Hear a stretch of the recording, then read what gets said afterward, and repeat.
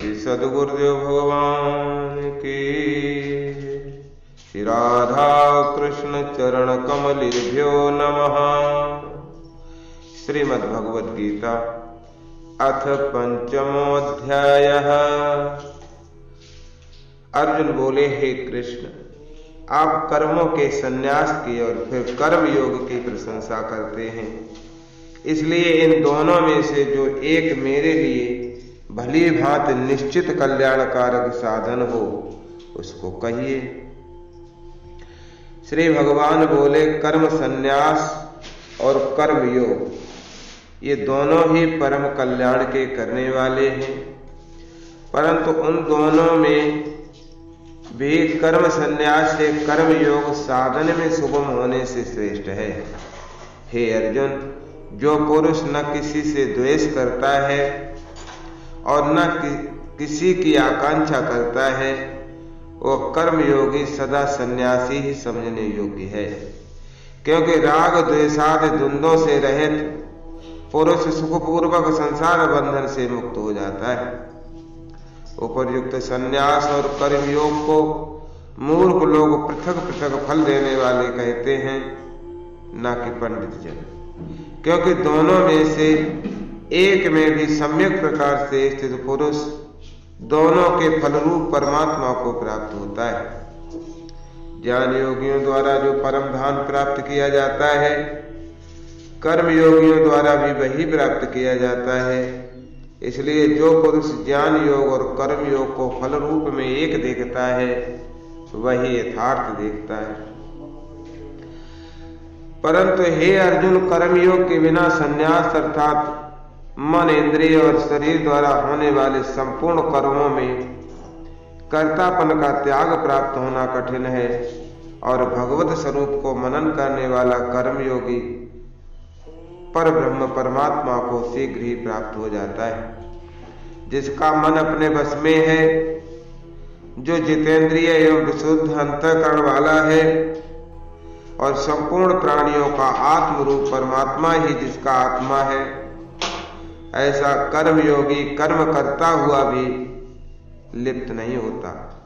तत्व को जानने वाला सांख्य योगी तो देखता हुआ, सुनता हुआ, स्पर्श करता हुआ, सूंघता हुआ, भोजन करता हुआ, गमन करता हुआ, सोता हुआ, श्वास लेता हुआ, बोलता हुआ, त्यागता हुआ, ग्रहण करता हुआ तथा आंखों को खोलता और मूंदता हुआ भी सब इंद्रियां अपने अपने अर्थों में बरत रही हैं। इस प्रकार समझकर निसंदेह ऐसा माने कि मैं कुछ भी नहीं करता। जो पुरुष सब कर्मों को परमात्मा में अर्पण करके और आसक्ति को त्याग कर कर्म करता है, वह पुरुष जल से कमल के पत्ते की भांति पाप से लिप्त नहीं होता। कर्मयोगी ममत्व बुद्धि रहित केवल इंद्रिय, मन, बुद्धि और शरीर द्वारा भी आसक्ति को त्याग कर अंतःकरण की शुद्धि के लिए कर्म करते हैं। कर्मयोगी कर्मों के फल का त्याग करके भगवत प्राप्त रूप शांति को प्राप्त होता है, और सकाम पुरुष कामना की प्रेरणा से फल में आसक्त होकर बंधता है। अंतःकरण जिसके बस में है, ऐसा सांख्य योग का आचरण करने वाला पुरुष न करता हुआ न करवाता हुआ ही नव द्वारों वाले शरीर रूप घर में सब कर्मों को मन से त्याग कर आनंद पूर्वक सच्चिदानंद घन परमात्मा के स्वरूप में स्थित रहता है। परमेश्वर मनुष्य के न तो कर्तापन की, न कर्मों की और न कर्म फल के संयोग की ही रचना करते हैं, किंतु स्वभाव ही बरत रहा है। सर्वव्यापी परमेश्वर भी न किसी के पाप कर्म को और न किसी के शुभ कर्म को ही ग्रहण करता है, किंतु अज्ञान के द्वारा ज्ञान ढका हुआ है, उसी से सब अज्ञानी मोहित हो रहे हैं। परंतु जिनका हुआ ज्ञान परमात्मा के तत्व ज्ञान रूप ज्ञान द्वारा नष्ट कर दिया गया है, उनका वह ज्ञान सूर्य के सदृश इस सच्चिदानंद घन परमात्मा को प्रकाशित कर देता है। जिनका मन तद्रूप हो रहा है, जिनकी बुद्धि तद्रूप हो रही है, और सच्चिदानंद घन परमात्मा में ही जिनकी निरंतर एक ही भाव से स्थिति है, ऐसे तत्परायण पुरुष ज्ञान के द्वारा पाप रहित होकर अपुनरावृत्ति को अर्थात परम गति को प्राप्त होते हैं। वे ज्ञानी जन विद्या और विनय युक्त ब्राह्मण में तथा गौ, हाथी, कुत्ते और चांडाला में भी समदर्शी ही होते हैं। जिनका मन समभाव में स्थित है, उनके द्वारा इस जीवित अवस्था में ही संपूर्ण संसार जीत लिया गया है, क्योंकि सच्चिदानंद घन परमात्मा निर्दोष और सम है। इससे वे सच्चिदानंद घन परमात्मा में ही स्थित हैं। बाहर के विषयों में आसक्त रहित अंतःकरण वाला साधक आत्मा में स्थित जो ध्यान जनित सात्व की आनंद है, इसको प्राप्त होता है। तदनंतर वह सच्चिदानंद घन पर ब्रह्म परमात्मा के ध्यान रूप योग में अभिन्न भाव से स्थित पुरुष अच्छे आनंद का अनुभव करता है। जो ये इंद्रिय तथा विषयों के संयोग से उत्पन्न होने वाले सब भोग हैं, यदि विषयी पुरुषों को सुख रूप भासते हैं तो भी दुख के ही हेतु हैं और आदि अंत वाले अर्थात अनित्य हैं। इसलिए हे अर्जुन, बुद्धिमान विवेकी पुरुष उनमें नहीं रमता। जो साधक इस मनुष्य शरीर में शरीर का नाश होने से पहले पहले ही काम क्रोध से उत्पन्न होने वाले वेग को सहन करने में समर्थ हो जाता है, वही पुरुष योगी है और वही सुखी है। जो पुरुष अंतरात्मा में ही सुख वाला है, आत्मा में ही रमण करने वाला है तथा जो आत्मा में ही ज्ञान वाला है, वह सच्चिदानंद घन पर ब्रह्म परमात्मा के साथ एक ही भाव को प्राप्त शांत योगी शांत ब्रह्म को प्राप्त होता है। जिनके सब पाप नष्ट हो गए हैं, जिनके सब संशय ज्ञान के द्वारा निवृत्त हो गए हैं, जो संपूर्ण प्राणियों के हित में रत हैं और जिनका जीता हुआ मन निश्चल भाव से परमात्मा में स्थित है, वे ब्रह्म वेत्ता पुरुष शांत ब्रह्म को प्राप्त होते हैं। काम क्रोध से रहित जीते हुए चित्त वाले पर ब्रह्म परमात्मा का साक्षात्कार किए हुए ज्ञानी पुरुषों के लिए सब ओर से शांत पर ब्रह्म परमात्मा ही परिपूर्ण है। बाहर के विषय भोगों का न चिंतन करता हुआ और बाहर ही निकाल कर और नेत्रों की दृष्टि को भ्रुकुटी के बीच में स्थित करके तथा नासिका में विचरने वाले प्राण और अपान वायु को सम करके जिसके इंद्रियां, मन और बुद्धि जीती हुई हैं, ऐसा जो मोक्ष परायण मुनि इच्छा, भय और क्रोध से रहित हो गया है, वो सदा मुक्त ही है। मेरा भक्त मुझको सब यज्ञ और तपों का भोगने वाला, संपूर्ण लोकों के ईश्वरों का भी ईश्वर तथा संपूर्ण भूत प्राणियों का सुहृद अर्थात स्वार्थ रहित, दयालु और प्रेमी ऐसा तत्व से जानकर शांति को प्राप्त होता है। ओम तस्य श्रीमद्भगवद गीता उपनिषद ब्रह्म विद्यायाम योग शास्त्रे श्री कृष्ण अर्जुन संवादे कर्म संन्यास योगो नाम पंचमो अध्यायः। अथ षष्ठो अध्याय। श्री भगवान बोले, जो पुरुष कर्म फल का आश्रय न लेकर करने योग्य कर्म करता है, वह सन्यासी तथा योगी है और केवल अग्नि का त्याग करने वाला सन्यासी नहीं है तथा केवल क्रियाओं का त्याग करने वाला योगी नहीं है। हे अर्जुन, जिसको सन्यास ऐसा कहते हैं उसी को तू योग जान, क्योंकि संकल्पों का त्याग न करने वाला कोई भी पुरुष योगी नहीं होता।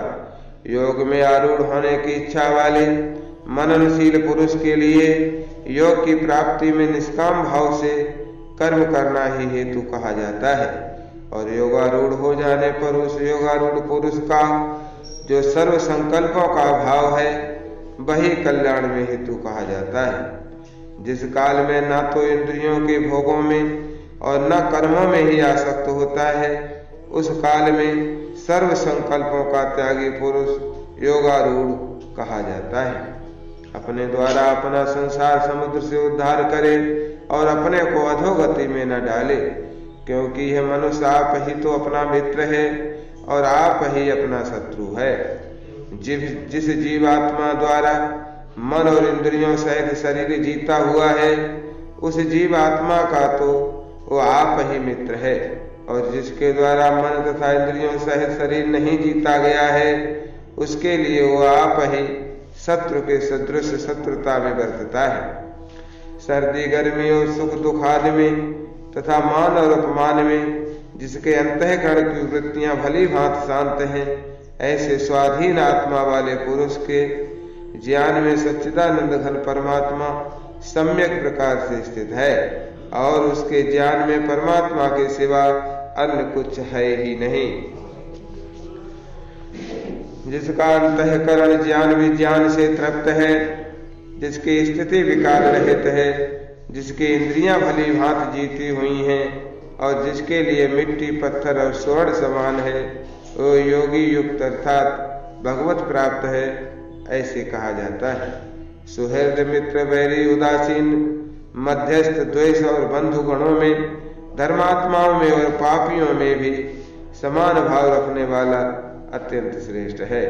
मन और इंद्रियों सहित शरीर को बस में रखने वाला, आशा रहित और संग्रह रहित योगी अकेला ही एकांत स्थान में स्थित होकर आत्मा को निरंतर परमात्मा में लगावे। शुद्ध भूमि में जिसके ऊपर क्रमशः कुशा मृगछाला और वस्त्र विछे हैं, जो न बहुत ऊंचा है और न बहुत नीचा, ऐसे अपने आसन को स्थिर स्थापन करके उस आसन पर बैठकर चित्त और इंद्रियों की क्रियाओं को वश में रखते हुए मन को एकाग्र करके अंतःकरण की शुद्धि के लिए योग का अभ्यास करे। काया सिर और गले को समान एवं अचल धारण करके और स्थिर होकर अपनी नासिका के अग्रभाग पर दृष्टि जमाकर अन्य दिशाओं को न देखता हुआ ब्रह्मचारी के वृत्त में स्थित भय रहित तथा भली भांति शांत अंतःकरण वाला सावधान योगी मन को रोक कर मुझ में चित्त वाला और मेरे परायण होकर स्थित होवे। बस में किए हुए मन वाला योगी इस प्रकार आत्मा को निरंतर मुझ परमेश्वर के स्वरूप में लगाता हुआ मुझ में रहने वाली परमानंद की पराकाष्ठा रूप शांति को प्राप्त होता है।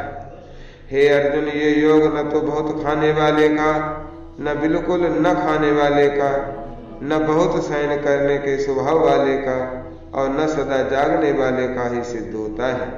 दुखों का नाश करने वाला योग तो यथा योग आहार विहार करने वाले का, कर्मों में यथा योग चेष्टा करने वाले का, और यथा योग सोने तथा जागने वाले का ही सिद्ध होता है। अत्यंत वश में किया हुआ चित्त जिस काल में परमात्मा में ही भली भांति स्थित हो जाता है, उस काल में संपूर्ण भोगों से स्पृहा रहित पुरुष योग युक्त ऐसा कहा जाता है। जिस प्रकार वायु रहित स्थान में स्थित दीपक चलायमान नहीं होता, वैसे ही उपमा परमात्मा के ध्यान में लगे हुए योगी के जीते हुए चित्त की कही गई। योग के अभ्यास से निरुद्ध चित्त जिस अवस्था में उपराम हो जाता है और जिस अवस्था में परमात्मा के ध्यान से शुद्ध हुई सूक्ष्म बुद्धि द्वारा परमात्मा को साक्षात्कार करता हुआ सच्चिदानंद घन परमात्मा में ही संतुष्ट रहता है।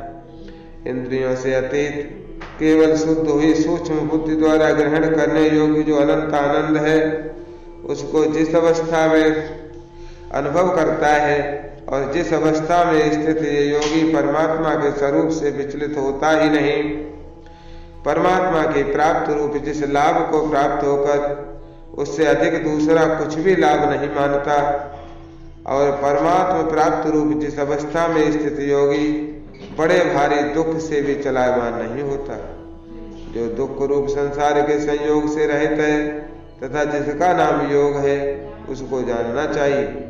वो योग न उकताए हुए अर्थात धैर्य और उत्साह युक्त चित्त से निश्चय पूर्वक करना कर्तव्य है। संकल्प से उत्पन्न होने वाली संपूर्ण कामनाओं को निश्चय रूप से त्याग कर और मन के द्वारा इंद्रियों के समुदाय को सभी ओर से भली भांति रोक कर क्रम क्रम से अभ्यास करता हुआ उपरति को प्राप्त हो तथा धैर्य युक्त बुद्धि के द्वारा मन को परमात्मा में स्थित करके परमात्मा के सिवा और कुछ भी चिंतन न करे।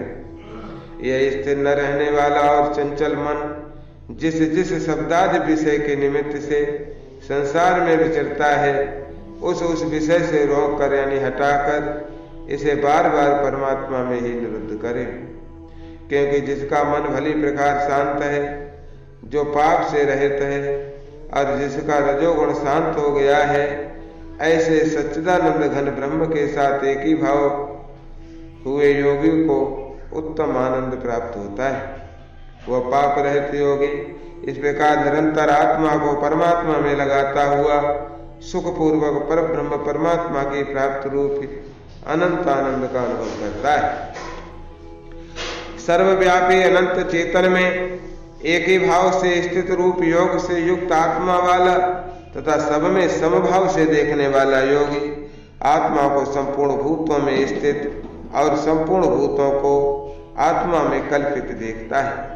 जो पुरुष संपूर्ण भूतों में सबके आत्म रूप मुझ वासुदेव को ही व्यापक देखता है और संपूर्ण भूतों को मुझ वासुदेव के अंतर्गत देखता है, उसके लिए मैं अदृश्य नहीं होता और वो मेरे लिए अदृश्य नहीं होता। जो पुरुष एक ही भाव में स्थित होकर संपूर्ण भूतों में आत्म रूप से स्थित मुझ सच्चिदानंद घन वासुदेव को भजता है, वो योगी सब प्रकार से वर्तता हुआ भी मुझ में ही वर्तता है।